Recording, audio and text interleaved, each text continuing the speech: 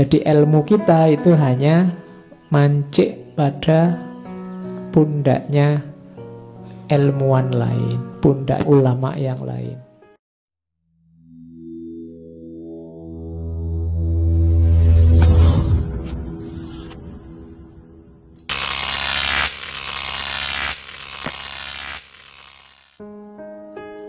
Saya buka dengan quotes bagus dari Newton. If I have seen farther than others, it is by standing upon the shoulders of giant. Kalau aku melihat lebih jauh dibandingkan orang lain, itu dengan cara berdiri di atas pundak para raksasa. Nah, ini pernyataan rendah hati bahwa semua kepandaianku, semua kepintaranku, semua ilmu yang dibesar-besarkan orang lain itu sebenarnya hasil dari aku berdiri di atas jasa para ilmuwan sebelumnya. Jadi aku ini tidak pinter sendirian, tidak semuanya tak rumuskan sendiri, tidak. Tapi para ilmuwan sebelumnya, guru-guruku, tokoh-tokoh sebelumnya itu yang jadi pijakanku. Sepinter apapun orang, itu dia berdiri di atas pundaknya orang lain. Kamu kan tidak berpikir dari nol. Oh, ini saya tidak pakai sekolah ini Pak, mikir sendiri dari nol, tidak mungkin. Kamu sekolah itu kan diajari pikiran-pikirannya orang lain sebelumnya. Jadi tidak mungkin kamu tidak berdiri di atas pundaknya orang lain. Pasti kamu berdiri di atas pundaknya orang lain. Maka jangan sombong. Kamu jadi pinter seperti ini hari ini, mungkin kamu wawasanmu jadi luas, pandanganmu jadi jauh ke depan. Itu jasanya orang lain yang mengantarkanmu. Kalau kamu harus ngulang berpikir sendiri dari nol, mungkin tidak akan jadi sebesar ini sekarang. Kamu mungkin masih dapat sedikit perjalanan, tapi perjalananmu lebih cepat karena kamu berdiri di atas pundaknya orang lain. Nah, ini perlu diingat. Newton aja yang merasa besar, yang kita anggap ilmuwan besar, ternyata dia juga merasa enggak kok, aku juga belajar dari orang lain, melanjutkan teori yang sudah dibuat oleh orang lain. Tidak semuanya aku bikin sendiri. Ngaji ini kan juga begitu. Kita tiap hari sedang berdiri di atas pundaknya orang lain. Tiap kali ngaji kan tokohnya siapa, tiap kali ngaji tentang siapa. Itu berarti apa? Kita sedang berdiri di atas pundaknya orang lain. Kalau kamu merasa, wah sekarang saya ngerti macam-macam Pak Landa, kamu sedang berdiri di atas pundaknya orang lain. Jadi bukan jasamu sendirian. Nah, jadi pembacaan kita pada seorang Newton, kita awali dari kesadaran bahwa sepinter apapun orang, sedahsyat apapun ilmunya dan jasanya, jangan lupa dia eksis seperti itu karena ada orang lain sebelumnya yang jadi pijakannya. Makanya dalam dunia ilmiah itu ada istilah continuity and change.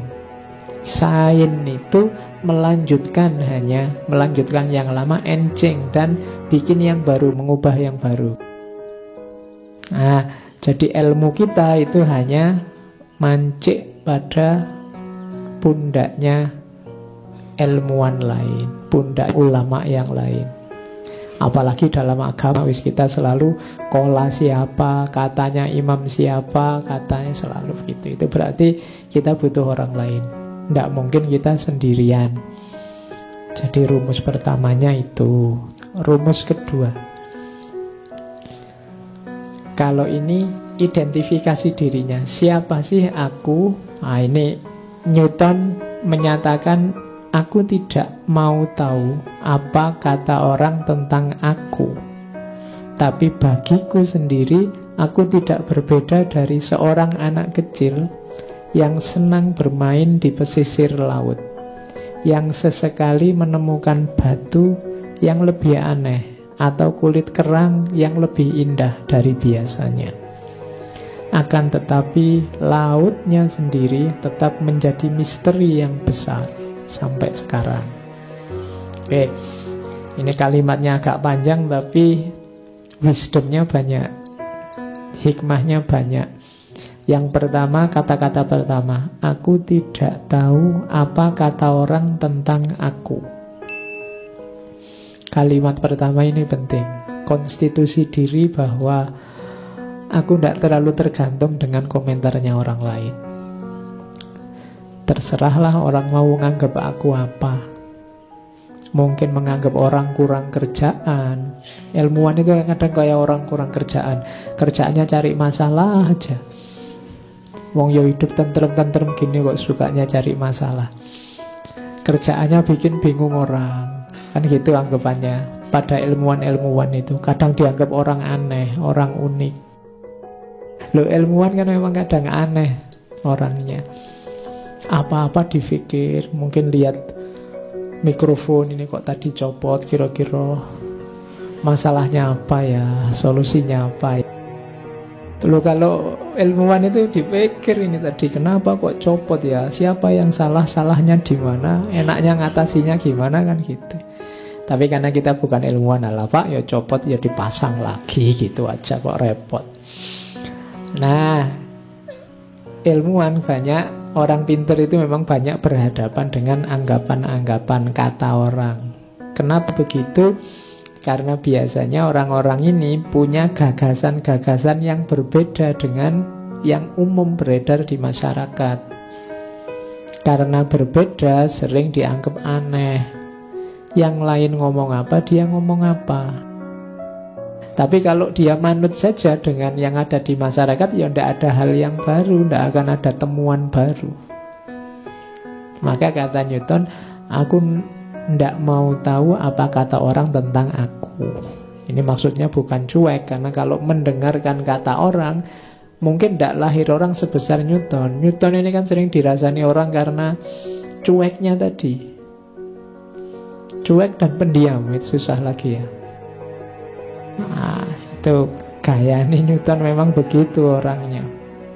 Jadi cuma ya memang karya-karyanya luar biasa. Yang kedua, yang jelas aku ini orang yang kayak anak kecil yang sedang main-main di tepi pantai.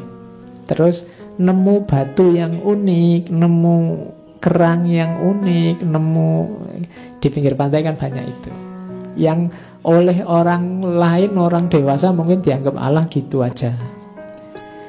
Ilmuwan itu kan begitu, nemu menghasilkan sesuatu yang orang lain semula dianggap biasa, padahal itu indah, padahal itu luar biasa. Jadi pelajaran kedua dari quotes ini adalah kamu harus banyak tanya, ingin tahu tentang banyak hal. Mungkin kelihatannya sepele, siapa tahu dari yang sepele itu ketemu yang luar biasa. Jadi yang oleh orang lain cuma dilewati, diinjak saja, kayak batu, kayak kerikil, tapi bagi ilmuwan kayak Newton, ini hal yang menarik, perlu digali. Jadi semangat kedua adalah semangat untuk menggali, ingin tahu. Kalimat yang ketiga itu menarik, akan tetapi luasnya laut, dalamnya samudra masih tetap misteri. Ilmuwan itu mengungkap sedikit demi sedikit laut yang luar biasa luas. Nah, itu rahasianya apa? Loh, ilmu masih banyak yang tersebar di mana-mana. Ilmuwan itu hanya ketemunya sedikit. Itu kalau bahasa Quran, ilmunya Allah itu kayak laut, ya kan? Ilmu itu cuma setetes air laut. Untuk menunjukkan bahwa seluas apapun ilmu kita itu hanya kayak setetes air di lautan. Oh, ini Newton tidak pernah ngaji, tapi ya dia paham, dia sadar